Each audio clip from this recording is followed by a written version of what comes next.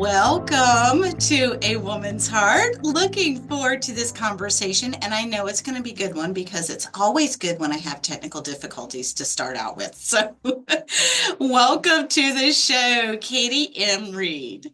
It's so good to be here, Lisa. This is so fun. Yes, it is. And we have met at Speak Up. This is the first time that I have had you on the show. And so I'm looking forward to this. You actually have two books that are launching kind of right now, but we're going to focus on your fiction book for the summer reading series, which I'm excited about. Before we dive into all of that, all things Bavarian, I would love for my audience to have a chance to get to know you a little bit better. And so tell us a little bit about yourself and something fun that isn't normally in your bio. Oh, sure. So I'm Katie Reid. I live in the middle of Michigan with my handsome hubby and our five lively children, ranging in age from 8 to 20. I am not bored. No, you're not.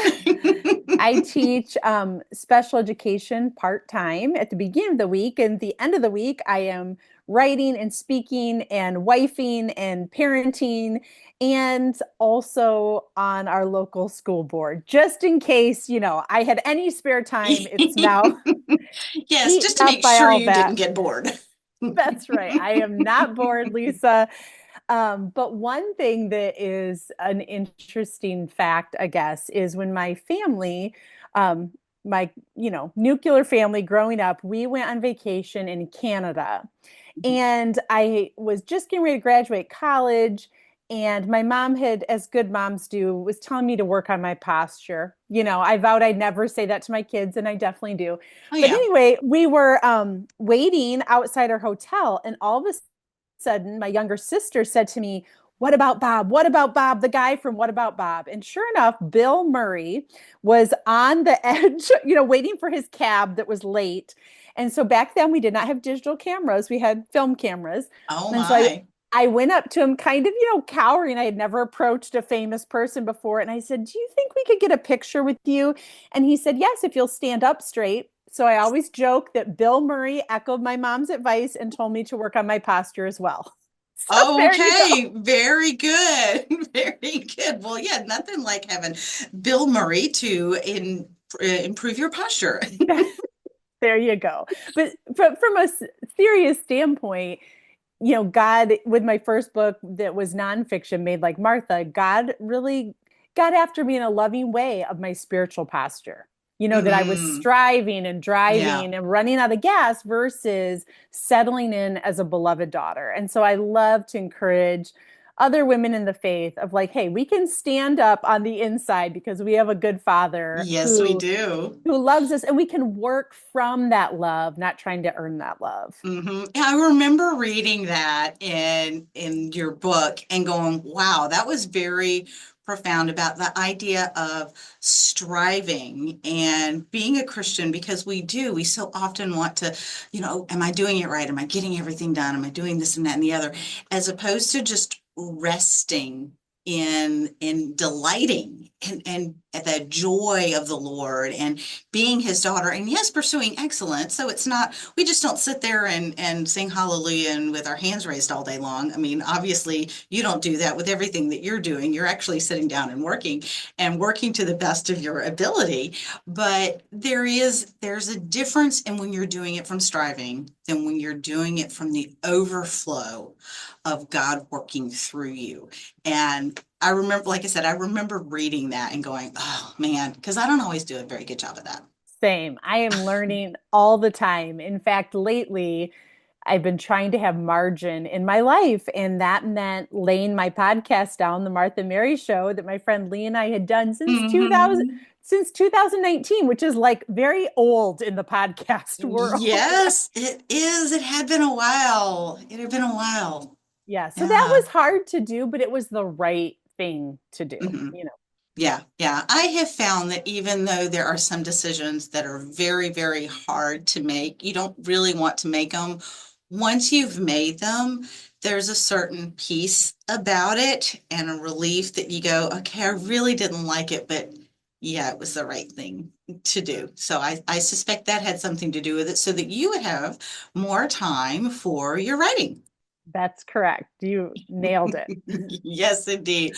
Well, and I mentioned you have two books. You've written both. You've written nonfiction and you write fiction. So when you're doing a nonfiction versus the fiction, where does your brain go? What's kind of the difference? Is there a difference in the mindsets when you're approaching a nonfiction versus a fiction book? Absolutely. And maybe it has to do with the kind of nonfiction I do, but Hmm. I tackle parts of the Bible. And so handling theology is a very weighty thing. And so Yes. often my brow is furrowed, when I'm writing nonfiction because I feel that like I do not want to lead anyone astray. And Yeah. so there is more of a like holy ground sacredness, Hmm. responsibility in the nonfiction, where even though I like to write fun fiction, but also deep fiction, Hmm. I smile a lot more when I write fiction because it's just more of a delight. It's Yeah. kind of like work. I mean, both I feel like I'm working for the Lord, but kind of what we were Yeah. talking about with that Martha and Mary, nonfiction feels a little more Martha, a little more like get it done, press in. And the fiction feels a little more like Mary, the sitting at his feet and having fun. And so I started out writing nonfiction, and then it surprises me just as much that I started writing these rom-com fiction books, but those are what I love to read growing up. Hmm. Yeah. Yeah, there's a certain freedom and just a rest. I enjoy reading. And I enjoy reading a lot of different kinds of books. I like to read a lot of nonfiction because I like to learn and oh, that's really good. And I'm always trying to grow. But then there is, like you said, there's that responsibility. I'm trying to learn it. I'm trying to learn something, as opposed to just losing yourself in a story and just kind of getting lost in the characters and the story. You can still learn, which there was a Right. lot of learning with this book as well. But you can just kind of rest and enjoy and sit back and play when you're reading a fiction book. And as we've mentioned that, and I've also mentioned that you can learn through a story tell us your latest book and what is that theme that's kind of running through that you're trying to help us learn? Yeah, so my first fiction book was called A Very Bavarian Christmas. And so the book that's releasing right now is called A Very Bavarian Summer. And Hmm. it's the sequel to that book. And in the first book, the theme was saying yes, even when you don't know how life is going to turn out, like the Okay. courage to put yourself out there. This book, in most of the book, the couple is long distance. And Mm. so I had someone in my life that was in a long distance relationship. And I just thought, man, that takes so much commitment. And also, we can have like quick texts, back and forth with people, but sometimes communication gets misconstrued. Yeah, it And can. so I wanted to look at the topic of communication in the sequel and show some ways to work on communication when you've got stress, when you've got these external factors, when maybe you're battling your own insecurities of how do we intentionally communicate with one another beyond just that surface level. Yeah. Because, Hmm. you can ask quick questions over text, but when you don't have that privilege of doing life together in Hmm. person, it can be hard to grow closer. And so that's what Holly Noel Brigham and her boyfriend do in this book. And some of it, as you know, Lisa, does not go well, right? Yes, no, it doesn't. I thought it was very interesting how sometimes the questions would mirror what was going on in their world, and even they were commenting. The characters are like, "Are you kidding me? This is the question?" Okay, Right. yeah, we don't want to give away too many spoilers, but there were definitely a couple of questions that were like, "Okay, that's the question, and this is what's going on." Obviously that was an intentional thing by the author. Uh, Right. So just yes. to give the listener some context, so each chapter is a question, the chapter Yes. title. Hmm. And so the couple is asking each other the question, like one of them is, what are you hiding? Another one is, what makes you cry? Another is, what's one of your pet peeves? And so, real life in this, Hmm. in this fictional town is mirroring what's happening with these questions. They're supposed to be bringing them closer together, but sometimes are pulling them further apart. Yeah, well, sometimes when you start diving into those things and it's like, okay, so what are some of your pet peeves? And then they start rattling off things you know that you do. You're like, oh, oops. Absolutely. My husband and I just celebrated 24 years married, and I love him so much. And we are not typically out of sync, but the more comfortable we have gotten with each other over the years, Mm. you kind of get more real with one Yeah. another. And there have been times where we have just totally miscommunicated. I Yes. remember one story, Lisa. We had someone from a different religion come to our door and wanted to, convert us. Hmm. And I brought up all these great points. I thought I was nailing it. And I saw my husband, like, out of the corner of my eye, just kept gazing over at me. And I thought, oh my goodness, he's so proud of me. He is so in love with me. He just thinks so. I just kept going, Lisa, and going.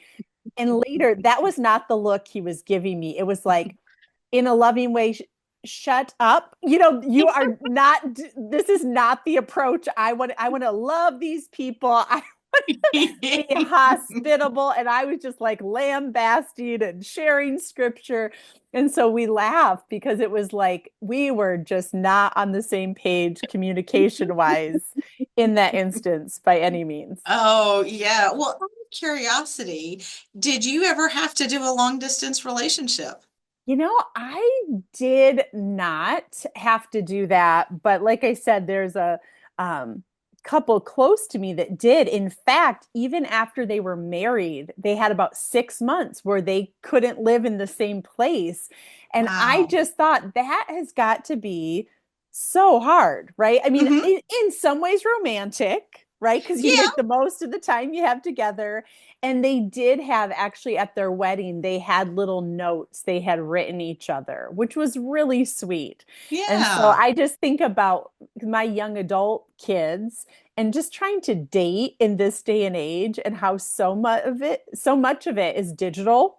And Yeah. so I wanted to encourage them indirectly, I guess, of like ask good questions, like really get to know one another. My Hmm. my husband and I do premarital counseling with couples before they're going to get married, and we do this little quiz, and it says, like how many kids would you like to have, or where do you see yourself in the next 5 years, which actually is one of the questions in the Yep. That's book. one of the questions. But it's so interesting for couples to see, man, some things we're on the same page, and some things, whoa, we have some, talking to do to figure out kind of where are we Yeah. going to meet in the middle on this one. Yeah, yeah. Well, because, oh, all you need is love. Well, you do, love is nice, but if you don't want the same things in life, that's going to be a problem, no matter Right. how much you love them. So, Correct. and it was interesting because I actually did the long distance thing. My husband and I did long distance for about 3.5 years because I was a freshman in college and he was a super senior. So when he graduated, we had the next 3 years, and one of them was a semester where I went around the world on a boat, and this was before emails and all of that. So I would get a handwritten letter that had been mailed 2 weeks prior. Oh, And wow. I think over the course of 3 months, I had two faxes and two phone calls. Everything else was written in a letter. And Mm, that was how we communicated for 3 months while I sailed around the world. So it is definitely a challenge to do the communication when you're long distance and not doing life together. But on the flip side of that, you mentioned you've been married for 24 years. And then even when the characters were side by side, that they were long distance, but then there's a time in there that they weren't long distance. There's a different kind of communicating when you're there side by side. So So how is that communication different? Because then we can kind of take advantage or take them for granted. You mentioned we get real comfortable with one another, and it's still just as important to continue to get to know people as they grow, because then things change. So I'd love for you to talk about that a little bit too. Yeah, you're absolutely right. And I'm imagining too, with you and your husband, like, my guess is when you are writing to one another, you're saying nice things, right? You're Mm-hmm. probably not picking a fight, is just my hunch. Maybe not. But sometimes when you are around each other, things that maybe you had a little more grace for can be irritating, like up close and personal. One Yeah. of the things that my dear character, Holly Noel Brigham, she gets herself in trouble in both books making assumptions. Mm, You would think she would yes. learn, but she has been had some hard things in her life, and so she's kind of wounded from those, trying to heal Mm-hmm. from those. And so she kind of goes to worst case scenario. And I have found myself in that same situation, Lisa. Like when you thought, someone said one thing and you were wrong and you assumed the worst, and then you end up, looking like the fool. And so, yeah, when Holly and her boyfriend are in person, they definitely have some, friction and just different expectations.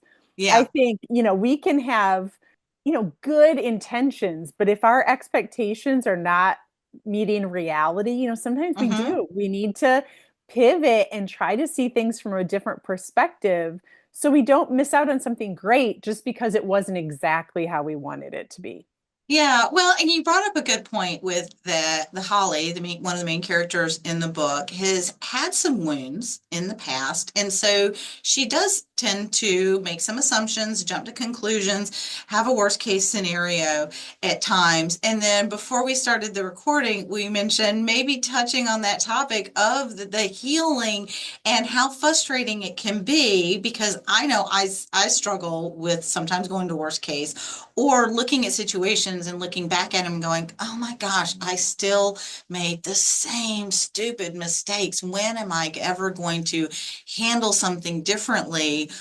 But without giving too much away, she's still growing. And I really appreciated that part of it going, okay, so maybe in my life, even though I still kind of step in it sometimes or speak, insert foot and with salt and pepper into my mouth and go, but you look and go, oh, but I have actually improved. So talk about, it was like I still didn't do it as well as I wanted to, but looking back at previous reactions, maybe there is some growth there. So I love you what we talked about earlier a little bit about that healing and the Mhm. frustration, but then realizing that we are really growing.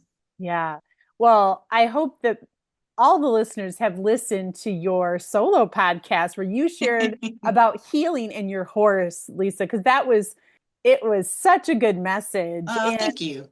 And when I was writing this book, when I wrote the first one, I wrote it quite quickly. This one was over several years. And I got to a Mm, point in the book where I felt very stuck. And you wouldn't think this would happen with fiction, but I am living proof that it does. There was still spiritual warfare in writing fiction. Imagine that. You yeah, think maybe I'll get a relief from that, but not necessarily. And so no. I had a friend praying for me, and I knew that my character, while she had made a lot of progress, was kind of going to Mhm. have a relapse into something that she had been battling with. And this phrase God gave me, I felt was quite profound. And it was, you're not going backwards, you're circling a new part of the mountain, or you're scaling a new part of the mountain. Mhm. And what that means for me is there are things in my life, like I can be a critical person. Like I see how everything can be improved. And who am I hardest on? Myself. Yeah. And those I love most. Great combination, right? But that phrase just helped me realize just what you said, Lisa, of there are still things I need to improve, but I have come a long way. And while someone who I just meet might not know that history of that, I've actually grown a lot in this area. They might just see, oh man, she's kind of critical, of XYZ. But I think it is sometimes it's the layers of healing. Yeah. I have a friend who's Hmm. been through so much trauma in her life and she has survived. I mean, she Yeah. still has faith and she has made it so far. But now it's time for her to start thriving. But you know, sometimes Hmm. we've been in Yeah. survival mode for so long. That's Yeah. where we're like living. And so I feel like that was God's message for my fictional character too, of like, you have done a lot of good work, but now it's time to go even further with your healing. And that can be Hmm. scary because we Yeah. don't know what will that mean? And we can have those kind of well-worn paths in our brain. For me, it used to be worry. I was like a professional worrier. And it made me feel responsible. Like I am thinking through what might happen, so I am prepared. But Yeah. I realized I just would follow that path in my brain, and it really didn't help me feel more peaceful. It just actually made me more anxious. Okay. And Yeah. so, learning a different way of thinking can help us kind of expedite that growth. But it's a process, and we have to be patient in that process. Yes. Yes, we do. I refer to it as BBA, bounce back ability. Ooh, I And love that. yes, so I have recognized that my BBA has improved. I may still react, I may still have my emotions go wonky, but typically they don't go sideways as far or as long. So I figure as long as I'm improving my BBA, eventually it'll just be a tiny little blip as opposed to a massive seismic change. I love that so much. That's great. Yeah. Now, one of the questions that I had written down for you was during this process of writing A Very Bavarian Summer, you mentioned that it was over the course of several years, and that it was a sequel. Was there anything that surprised you, that God surprised you with along the journey? A lesson, something that surprised you? Well, I think part of it is as a fiction author, there are places you might want the story to go. Mhm. Like I don't plan it all out, but I have like a rough road map of where I want to head. And there was a couple side stories in the book. You know, one's real exciting and one's actually really sad. And Yeah. I thought in my brain those would get like tidy up resolved in this book. And that just wasn't the case. It was like Hmm. they're a part of the story, but hopefully there'll be more books. I have two more ideas for this series. But Okay. sometimes, and it reminds me, we can want that too in our own lives. Okay, God, I Mm. just want you to tie up this part of my life with a nice bow. But Yeah. but his timing is different than ours. But I was just reminded of this the other day. I have a situation in my life where do you ever have conversations in your head? You know, All the time. if I could only say this to these people, they would see the light and things would change, right? Yes. Yes. But God did something completely different than I would have done. And I didn't have to be the one to try to explain. And it was just that reminder of had I Hmm. ran my mouth early, it would have caused more damage when all the while he was patiently, strategically providing a different way for a solution to come up. And Yeah. I would have messed it all up. I call it baby Ishmael moments, you know, where we run ahead of God Yes. and we decide we know best. It reminds me of one of my favorite verses I often would say to our kids when they are younger at night, Proverbs 3, 5 through 8. Everyone stops at 6, but 7 and 8 are so good. Trust in the Lord with all your heart. Lean not on your own Hmm. understanding. In all your ways acknowledge him, and he will make your path straight.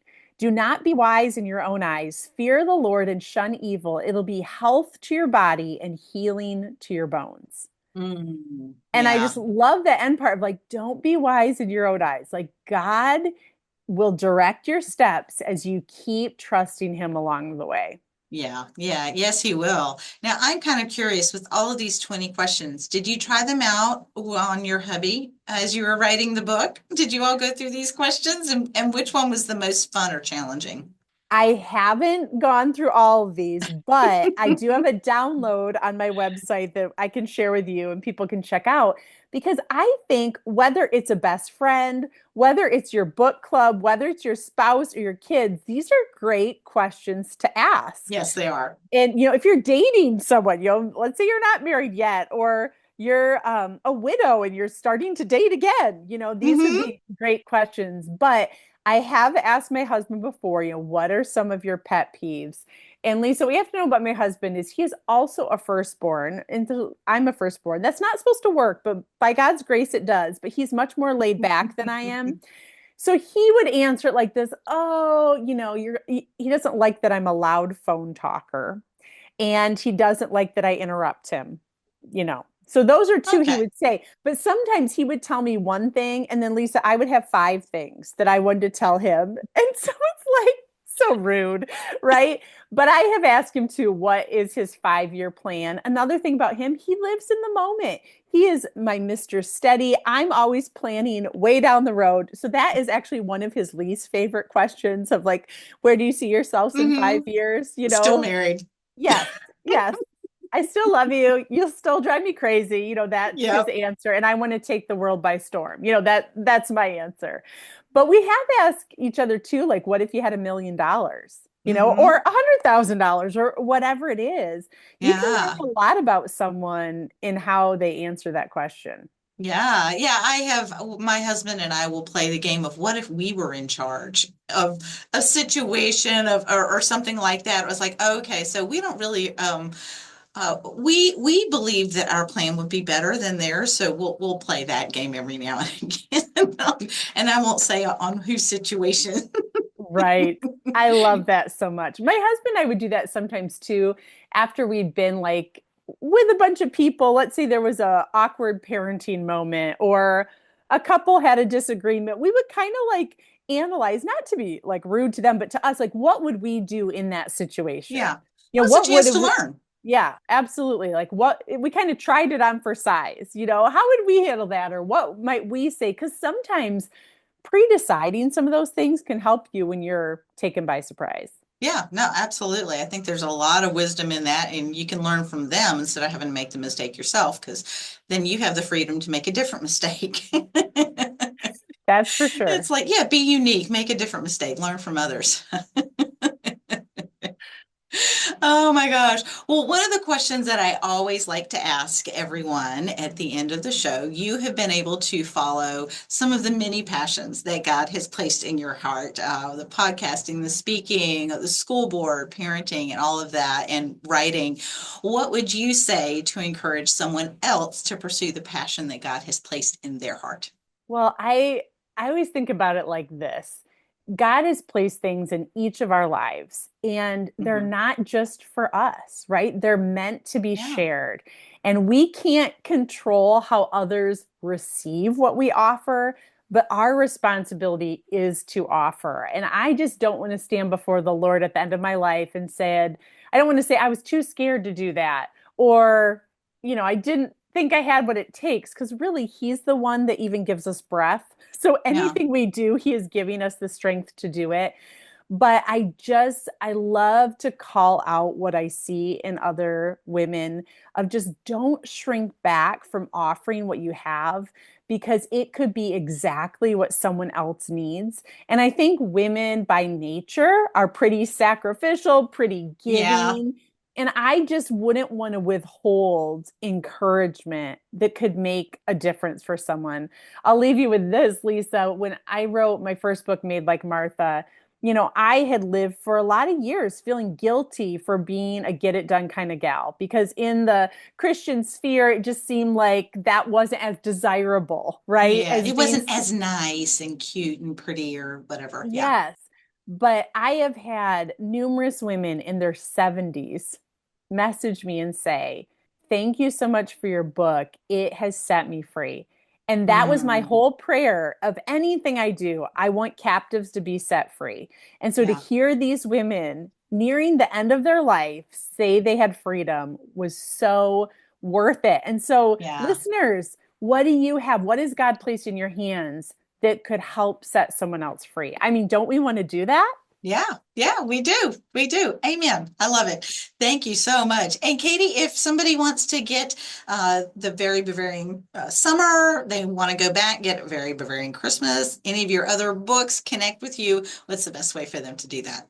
Yeah, if you go to katiemreid.com, and Reid is spelled Reid, you can see all my fiction and nonfiction books there. And I have a newsletter each month called the Good Newsletter. And if you subscribe, you'll get that too. And it has a bounty of resources to encourage you. But Lisa, thanks so much for having me on your show. And you are a treasure, and you're rocking it, girl. Well, thank you so much. I really appreciate it. And I enjoyed the book. It was a nice fun read that was quick and enjoyable, but I also learned some things and I may be asking my husband some of these questions. So I appreciate you coming on this show and taking the time to speak with us today.